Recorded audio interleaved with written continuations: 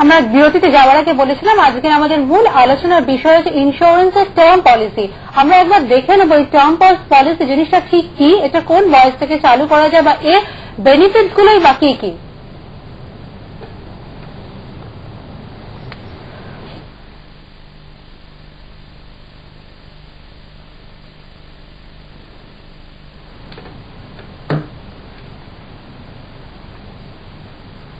প্রসেনজিৎ, তুমি আমাদের দর্শকদের একটু জানাও টার্ম পলিসিটা ঠিক কি। আমাদের সঙ্গে আছেন তনুলেখা। তনুলেখা, তুমি বলো টার্ম ইন্স্যুরেন্স পলিসিটা কি হয়? নমস্কার। টার্ম ইন্স্যুরেন্স বেসিক্যালি হচ্ছে ইট কাভার্স অনলি ডেথ বেনিফিট, মানে যেখানে কোন রকম ম্যাচুরিটি বেনিফিট নেই। একজন ইনভেস্টর যে প্রিমিয়ামটা দিচ্ছে তার শুধু যদি ডেথ হয় সেক্ষেত্রে সে সাম অ্যাসিওর যেটা নেয়, যে কাভারেজটা নেয়, সেটা ফেরত পায়। তো এই পলিসিটা বেসিক্যালি ভীষণ মানে জরুরি, মানে it's the best kind of policy, the cheapest kind of policy available with a মানে variety available in the market. আর অ্যাট প্রেজেন্ট আমার মনে হয় এটা লোয়ার এজ গ্রুপের লোকেদের পক্ষে খুব প্রেফারেবল। যত লো এজে নেওয়া যায় ততটাই ভালো। Low age in the sense of course 18 years and above না। আমরা জাস্ট বলে দিই যে আমাদের সঙ্গে আপনারা ডিরেক্টলি যোগাযোগ করতে পারেন, আমাদের ফোন করতে পারেন। আমাদের ফোন নাম্বার এক্ষুনি স্ক্রিনে যাবে। বাট আমরা ডিসকাস করছি আজকে টার্ম আর ওভারঅল ইন্স্যুরেন্সও। তনুলেখা, আমাকে এটা বলো যে টার্ম ইন্স্যুরেন্স তো মোটামুটি ইন্ডিয়ায় খুব বেশি দিন হয়নি এসছে, যথেষ্ট রিসেন্ট ভিন্টেজ। কিরকম মানে বাইরে এটার, বিদেশে এটার কিরকম রেসপন্স? এই ব্যাপারে প্রসেনজিৎ আমি একটা কথা বলবো, এটা ঠিক রিসেন্ট নয়, এসেছে অনেক দিনই, কিন্তু মানে এটার কনসেপ্টটা ইন্ডিয়াতে খুব একটা ক্লিয়ার নয় লোকেদের কাছে, ইনভেস্টরদের কাছে। আর বিদেশে আমার মনে হয় এটা সব থেকে বেশি চলতি ইন্স্যুরেন্স। যে কোনো লোক প্রথম টার্ম ইন্স্যুরেন্স নেয়, তারপরে যে কোনো অন্যরকম ইন্স্যুরেন্সে ইনভেস্ট করে। রাইট। বাট এখানে এসছে কবে থেকে, মানে দেশে এসছে টার্ম ইন্স্যুরেন্স কবে থেকে? এটা কিন্তু বহুদিন মানে ধরেই আছে, এলআইসির এই ধরনের পলিসি আছে এবং অনেক দিনই চলছে। কিন্তু এটা আমি যেটা আগেও বললাম, এটা ইনভেস্টরদের মধ্যে খুব একটা পপুলার নয়, কারণ বেসিক জিনিস যেটা এখানে আছে যে ডেথ বেনিফিট শুধু আছে, কোনো ম্যাচুরিটি বেনিফিট নেই। যার জন্য আমরা যে প্রিমিয়ামটা এক্ষেত্রে দিয়ে থাকি সেটা যদি ডেথ হয় তাহলেই কিন্তু স্যার মানে সে তার ফল কিছু পাচ্ছে, মানে ফেরত পাচ্ছে টাকাটা, মানে সাম অ্যাসিওরটা পাচ্ছে। এর সে যে টাকাটা দিচ্ছে সেটা ফরফিট হয়ে যাচ্ছে, লস নয়, ফরফিট হয়ে যাচ্ছে। আমাদের সঙ্গে একজন কলার এসে গেছে। হ্যাঁ বলুন। Hello hello. হ্যাঁ, প্রশ্নটা বলুন। হ্যাঁ, আমার প্রশ্ন হচ্ছে রোজভ্যালি বা বেসিক সম্বন্ধে যদি কিছু বলতেন ওদের। আমি আপনাদের না শো এর শুরুতেই বলেছি আজকে আমাদের মূল আলোচনার বিষয় ইন্স্যুরেন্স। আপনারা কাইন্ডলি একটু যদি বলছেন। আমরা দেখুন, রোজ ভ্যালি আপনি একটা কোম্পানির নাম করলেন, আমরা রোজ ভ্যালির ডিপোজিট নিয়ে হয়তো আপনি জিজ্ঞেস করছেন। আমরা কিন্তু ওটাকে ট্র্যাক করি না, কোম্পানিটাকেও ট্র্যাক করি না, আমরা তার ডিপোজিটটাকেও ট্র্যাক করি না।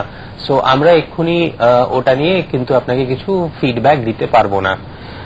But Tanulekha, coming back to insurance, এতদিন ধরে আমরা আপনার কাছে শুনলাম যে টার্ম ইন্স্যুরেন্স নাকি ইন্ডিয়ায় আছে, কিন্তু এটা কি একটা ওয়েল কেপ্ট সিক্রেট? কেউ জানতো না, সবার কোম্পানির কাছে আছে। মানে বেসিক্যালি একটাই কোম্পানি ছিল, তারপর আরো 21টা কোম্পানি এসছে। আজকের দিনে দাঁড়িয়ে এটার কিরকম হাল? কেউ জানতো না নয়, অনেকেই জানে, কিন্তু আমি যেটা বললাম পপুলারিটিটা কম।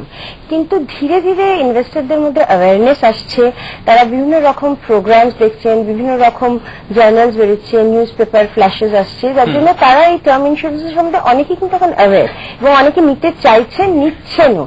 অনেক নতুন ইনভেস্টর, আমাদের ইয়াং ইনভেস্টর আমাদের কাছে আসেন, যারা কিন্তু শুধু টার্ম ইন্স্যুরেন্সই প্রথম চান, অন্য ধরনের কিছু চান না, which is a very right kind of approach in insurance. Caller এসে গেছে, ফোনটা একটু নিয়ে নি। হ্যাঁ বলুন। Hello hello. হ্যাঁ বলুন প্রশ্নটা। হ্যাঁ ম্যাডাম, আমি বলছিলাম যে আপনি কোথা থেকে ফোন করছেন একটু বলে নেবেন। আমি দুর্গাপুর থেকে ফোন করছি। হ্যাঁ বলুন প্রশ্নটা। বলছি যে আমি 2000 সালে একটা জীবনশ্রী একটি পলিসি নিয়েছিলাম। 2000 সালে? হ্যাঁ বলুন, শুনতে পাচ্ছি। হ্যাঁ, তো ওটা মানে প্রিমিয়াম ছিল আমার বছরে 25,000 টাকা। হ্যাঁ আপনি প্রশ্ন বলে চলুন, আমরা শুনছি। তো 25,000 টাকা, ওর সামনেটা ভ্যালু ছিল 5 লাখ টাকা। তো টার্মসটা ছিল 15 বছরে, 9 বছর হয়ে গেছে। তো অ্যাকচুয়ালি আমি জানতে চাইছিলাম যে টোটাল মানিটা আর কি, মানে ম্যাচুরিটির পরে কতটা মানে রিসিপ্ট মানে পাবো আমি? কাইন্ডলি যদি একটু মানে কিছু শুনতে থাকুন, আমাদের স্টুডিওতে তনুলেখা আছে।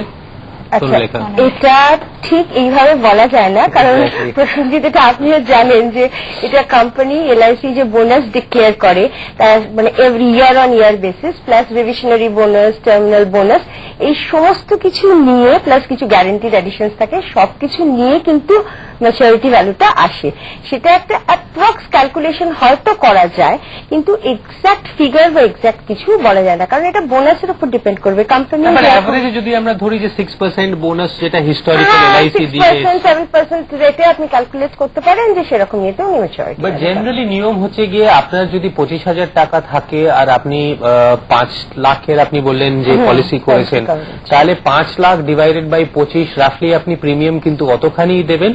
যেটা তনুলেখা বললেন সেটা হচ্ছে কি প্রত্যেক বছর যে আপনার বোনাসটা আছে সেটা আপনি 6-7% করে প্রত্যেক বছরে যদি কম্পাউন্ড করেন তাহলে অতখানি কিন্তু 5 লাখের উপরে পাবেন অন কমপ্লিশন, মানে টেনিয়র কমপ্লিট করার পরে ম্যাচুরিটি ভ্যালু তাই শেষ হয়ে গেলে।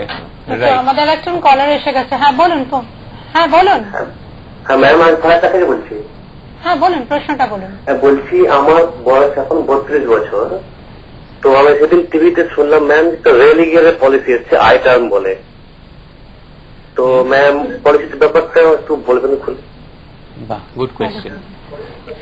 দেখুন, আমি কোনো পার্টিকুলার স্পেসিফিক পলিসি মানে আমি ওনাকে বলবো না, আমি ওনাকে বলবো ওনার যখন বয়স 32 বছর, যে টপিকটা আজকে আমাদের মানে আমরা আলোচ্য বিষয়, হ্যাঁ টার্ম পলিসি, সেখানে বলবো আমার মনে হয় he is at the right age to take a term policy.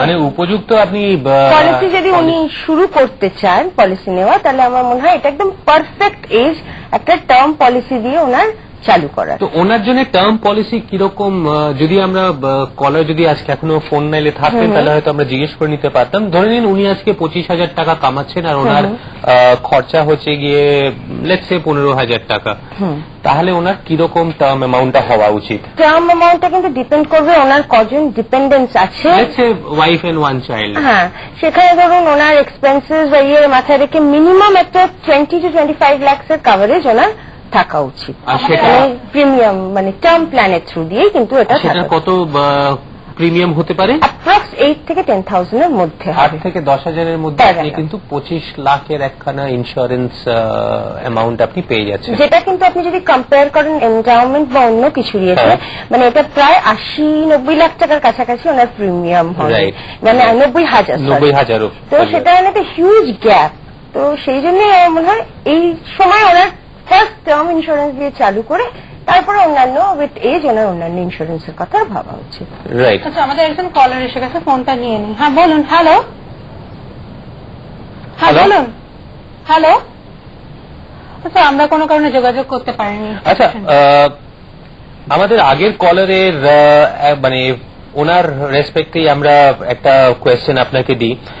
এই যে আমরা ইন্স্যুরেন্স পলিসি উনি যে জিজ্ঞেস করলেন আমার 32 বছর বয়স, আমি এই পলিসিটা করতে যাচ্ছি, আমরা যেটা নোটিস করি সেটা হচ্ছে গিয়ে পলিসি নেওয়ার সময় বা ইন্স্যুরেন্স কভারেজ নেওয়ার সময় জেনারেলি কেউ ওটাকে স্ট্রাকচার করে না। কতখানি একখানা ভালো পরিকাঠামো বানিয়ে এই জিনিসটার দিকে এগোনো উচিত, যদি তনুলেখা একটু বলেন। এটা আমার মনে হয় প্রসেনজিৎ সব থেকে বেশি জরুরি। যে কোনো ইনভেস্টমেন্ট, শুধু ইন্স্যুরেন্স নয়, যে কোনো ইনভেস্টমেন্ট যখন আমরা করছি সেটাকে একটা স্ট্রাকচার ওয়েতে করা উচিত। আমাদের ইনভেস্টমেন্টের ফার্স্ট থিং হচ্ছে নিড অ্যানালিসিস করা, মানে ওনার কি প্রয়োজনীয়তা আছে, ওনার ডিপেন্ডেন্স কি, ওনার কিরকম লাইফস্টাইল, ওনার কিরকম এক্সপেন্সেস, এইগুলোর উপর বেসিস এইসব ডেটা নিয়ে ওনার ইনকাম কজন আছেন সবকিছু নিয়ে একটা নিড অ্যানালিসিস করা। আমাদের যিনি কলার জব করেছেন এসে গেছে। হ্যাঁ বলুন। হ্যালো। হ্যালো। আমাদের এখানে যোগাযোগ বিচ্ছিন্ন হয়ে গেছে।